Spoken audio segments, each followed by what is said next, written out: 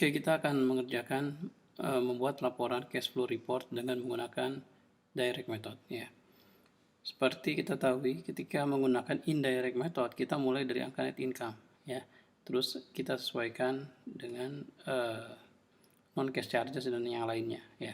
Tapi kalau menggunakan direct method ya, kita mulai dari penjualan, berarti dari atas, dari sales, terus turun ke bawah ya.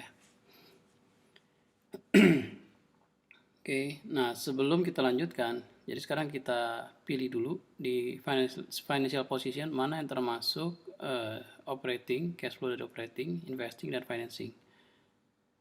Yang termasuk operating yang merupakan current asset dan current liability. Oke, kita lihat di sini, berarti ini cash tidak masuk ya, karena itu yang akan kita cari.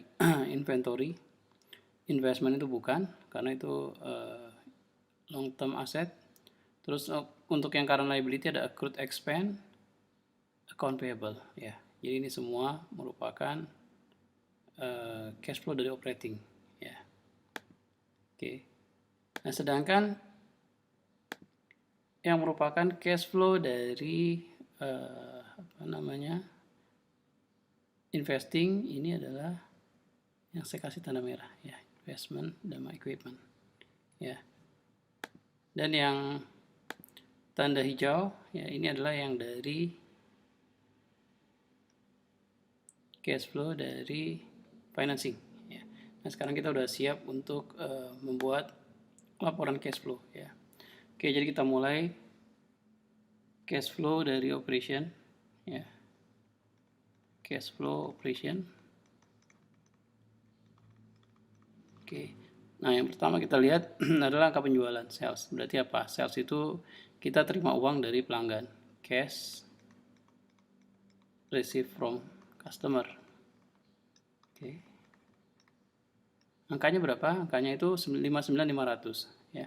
Tapi ingat, yang namanya sales ini akan berhubungan dengan account receivable. Jadi selain kita lihat angka sales, kita juga lihat perubahan dari account receivable. Nah, di sini account receivable mengalami kenaikan sebesar ada kenaikan 5.240 ya. Artinya kalau account receivable-nya naik, berarti cash yang diterima itu bukan 59.500 ya. Berarti 59.500 dikurangi 240 ya, kalau sama dengan 54.260.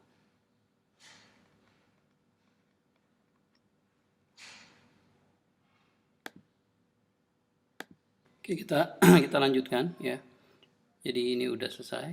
Kita lihat di sini COGS. Nah, ini artinya COGS ini adalah karena pembelian inventory ya.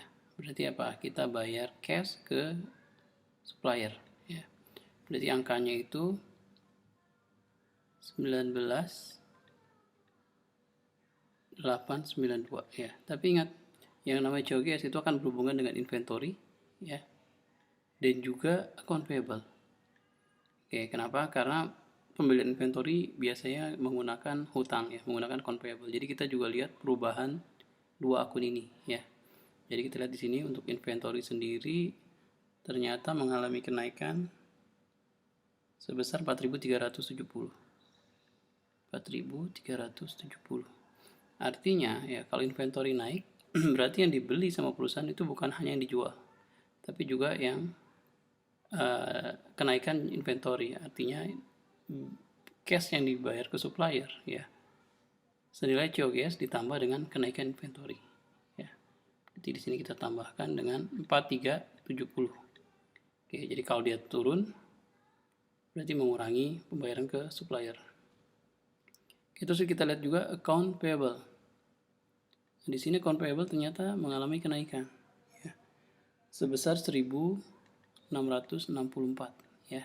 Berarti karena account payable-nya naik maka pembayaran ke supplier berkurang. Berarti kita kurangi 1.664 ya.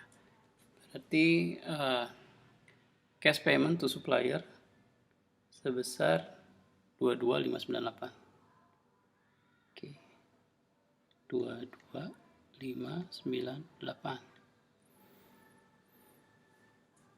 Oke, nah operating expense nilainya itu sebesar 3934 ya.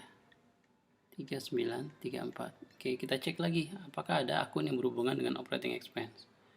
Ya, ternyata ada di sini ada accrued expense ya. Accrued expense ini mengalami penurunan ya, turun sebesar 746 ya.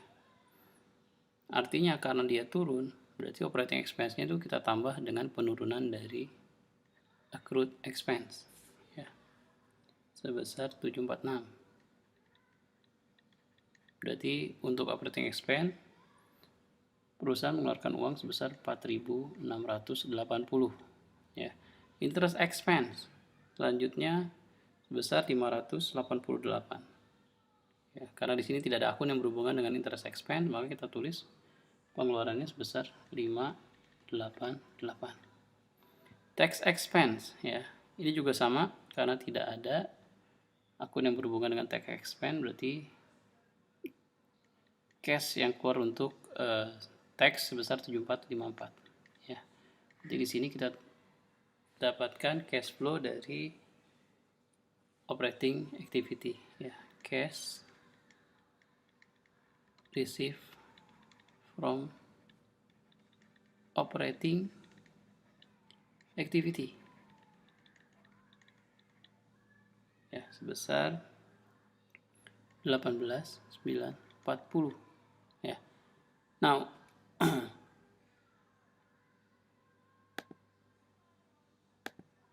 ya, jadi net cash dari operating activity sebesar 18.940, sedangkan cash flow dari investing dan financing ini sama seperti laporan yang indirect yang sebelumnya sudah kita buat ya.